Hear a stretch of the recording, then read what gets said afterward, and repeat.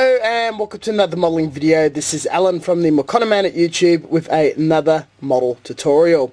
Today we're going to be looking at doing some really nice gradient weathering as well as highlights using makeup products for your face, body or women to touch up, but applying it to your model. The selection I bought here were off eBay. You can go to budget cosmetic shops. You don't have to spend much money. This is the absolute cheapest I could find. Applies very nicely. Not too sure of their safety on actually using it on your skin and body, as they have been imported from a country with more lax laws regarding health and product testing. But on models and top coated, absolutely perfect. And some of the colours, which are normally used for a wide variety of skin complexions, do come across to look great in the way of rusts, earths, snows. First, we've got the pencils. They are an extremely soft inner. They break ridiculously easily and require a bit of sharpening, so they don't actually last that long, though they range in price between 70 cents to a few dollars. The colours I find useful are black, brown, red, white and silver. They are very similar to the Mr. Colour weathering pencils, which the entirety of the inner is a sharpenable product that you do for streaking and weathering. However, this is very waxy and only applies on a matte surface. You need to put a bit of pressure. The other stuff works on gloss, bare plastic, painted and matte surfaces. The guys who do handle just snapped Gundam kits will absolutely love it because it goes on the bare plastic, top coat with gloss or matte. That's it. Now, due to the soft nature of the actual leads inside, a normal sharpener will not cut it and will completely mangle up the pencil. You do need to buy a special sharpener. They can be found online, such as eBay, Amazon, with these pencils for around 70 cents a dollar, or these shops. But if you buy the ones where the lid is also a sharpener, you'll have ample amount of them. You can see, unlike a normal sharpener, the space is absolutely huge. To sharpen, we'll just use the lid, chuck in and twist quite delicately. Just spin, don't push, and you'll find you'll reach it to a very nice tip. The blades do get gummed up with pigments. Just clean it out with a toothpick or something and keep repeating until you get a very nice tip for doing small dots or very fine lines. Now, these inner leads can break extremely easily just due to how soft they are. We'll test out and have a look in a minute. Dropping it or banging it will break it up and it will constantly disintegrate as you use or sharpen. Take the greatest amount of care, but if you can't sharpen it to a point because it's disintegrating, it's because you banged it too much and will need to definitely replace it. So, utilizing a piece like this, standard blue, we've got our pencil, and just ever so lightly you run it along the edge sideways on the chamfered edge. Now, if you've been a bit wavy and you didn't get what you wanted, so that looks pretty ugly, with a bit of tissue or a Q-tip, you can just wipe it off immediately and try again and just get a very delicate line. Now, it's going to be very subtle and not too obvious on finer lines. Again, that is far too thick. Take a little off, line it up again, and we just do that on each flat surface very gently to do the edges, which gives it a bit of an outline, more definition, very similar to how we would do dry brushing. It does take quite a bit of practice. Now, with our red pencil, this is when we could start doing streaks. we've just got a little excess pigment on the pencil. It's easily just wipeable. You can just see how soft it is that you can just bend the tip. And the tip is just broken off. That's alright. And just running it down some areas, you can really get some nice build up of rust. And you can tap it on some edges, colour in some low points, and just starting to, you know, dirty it up quite a bit. This is actually far too heavy how I normally use it. With the silver, this is my favourite one to use. You just tap it in little corners and edges, that where debris, meteorites, buildings, mobile suit on mobile suit, or tank on tank, or aircraft on aircraft, or people walking on it, wearing out, will build up. And you just get these really, really nice, fine, tiny dots. And we're having a look closer. You can see it's starting to look quite dirty. Didn't do the rust well at all, but once it's at a finer point, you can have it starting to run down. Then you'll put a wash, then you'll do a little bit of pigment, and it just slowly builds up. Here's an actual model I'm working on, and not just some scrap piece. I'm not going to overly weather this because there's multiple layers to it, but as it's very boxy, I'm only ever so delicately highlighting the edges with the black, as there's already been a black wash, and it's not very noticeable at all. And just by watching it from this video, the reason why I did it so heavily on the plastic Gundam piece is to show the visual effects. All I want to do is just add that tiniest bit of definition along the edges, and I'll do it multiple times because I want to do it on the inner and the outer line to have as thick of a black line as possible while remaining still quite thin and very, very straight.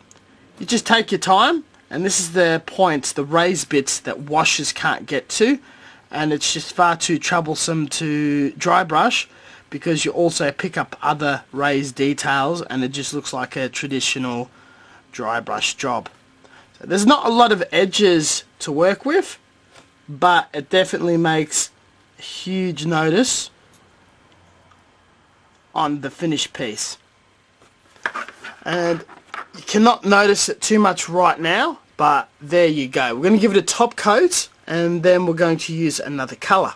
Not to forget, just a couple of wear and tear of silver dots here and there, just to show a little bit of natural chipping. And it's just literally just sitting on your hand, lightly embracing the detail and giving just the smallest amount of bits for the eye to pick up on.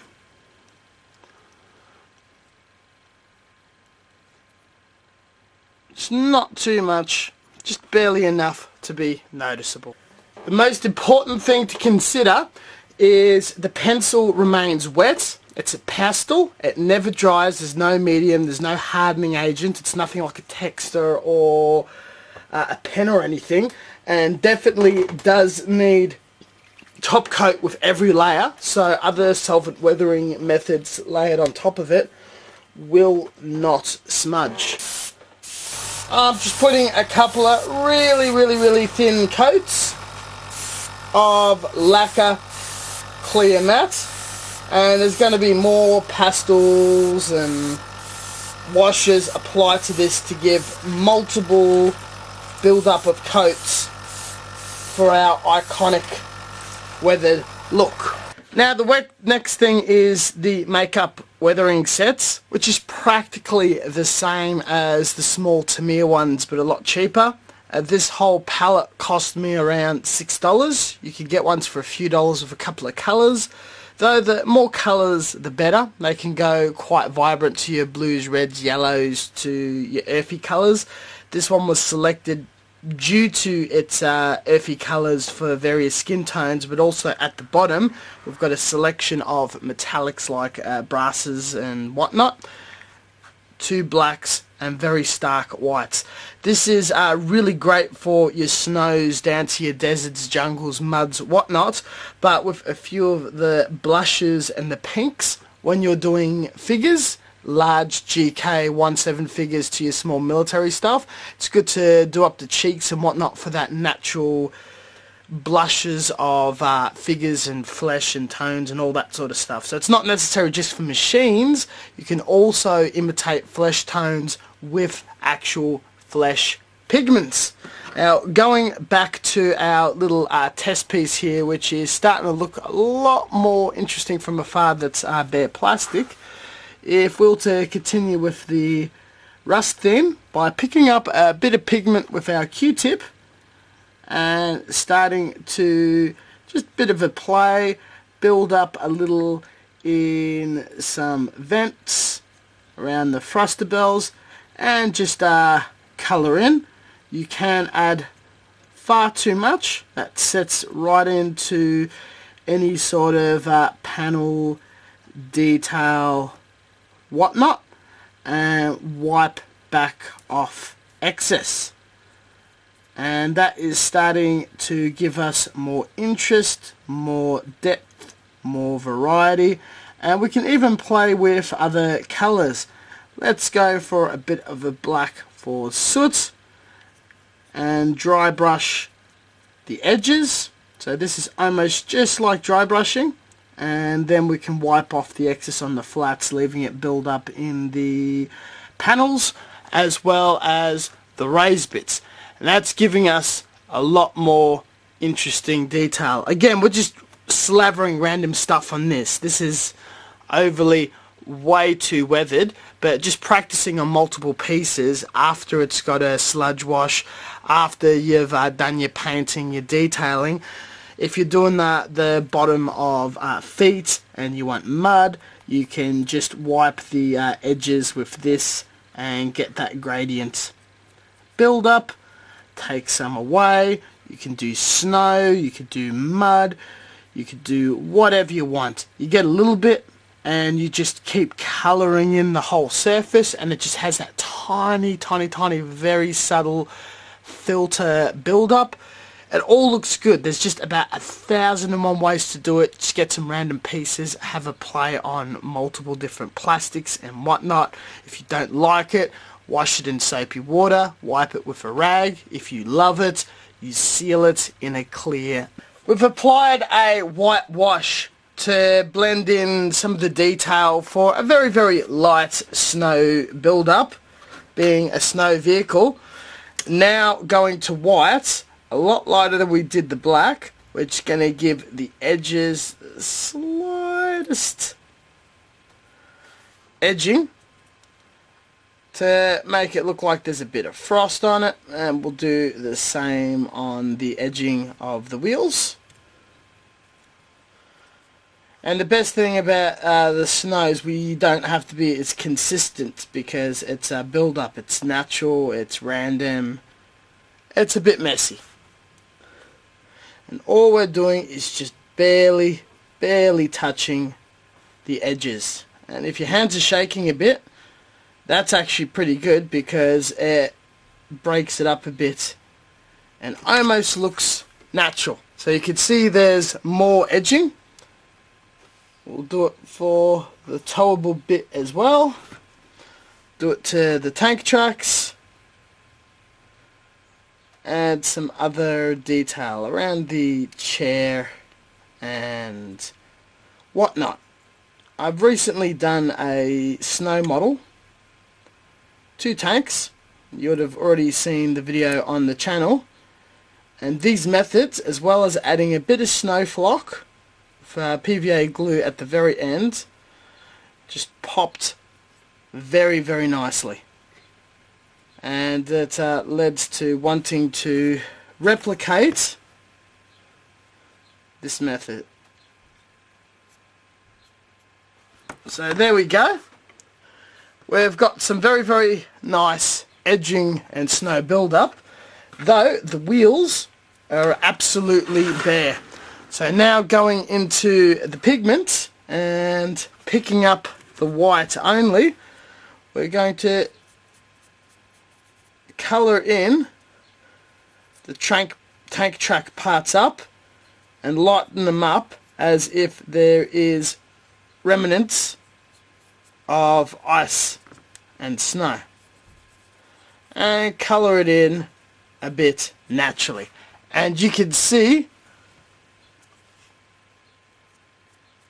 that build up working. So we've got no snow, bit of snow, and you can see that it's quite uneven, it's balanced, it's looking pretty good. And here is our build up. Can work the same, different methods and shades for desert, other ones, but you can see that we've shaded a bit of snow at the very top as snow naturally falls, and as it gets to steeper surfaces there's not much snow building up. And it gives us a very interesting model of a cannon just sitting outside for quite a while until use. That was from using the pencil as well as the makeup pad. Now, as the wash is oil based, it takes a very long time to dry. Nothing's going to happen, unlike decals that disintegrate or fold up after a few days sitting on the surface. As long as this is not touched, nothing will happen to it. We'll leave it and give it a final top coat tomorrow, and this will leave this finished model to be absolutely finished and ready for display, photos, all that sort of thing.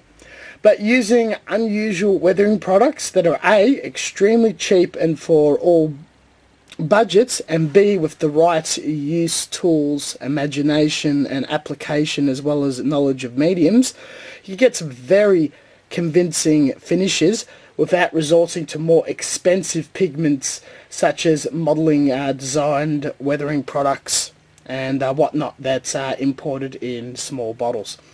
Thank you very much for watching. I hope this gives you some ideas about doing highlights, washes, as well as gradient pigments and whatnot, and gives you some more ideas to play for some very heavily weathered models as well as very lightly ones.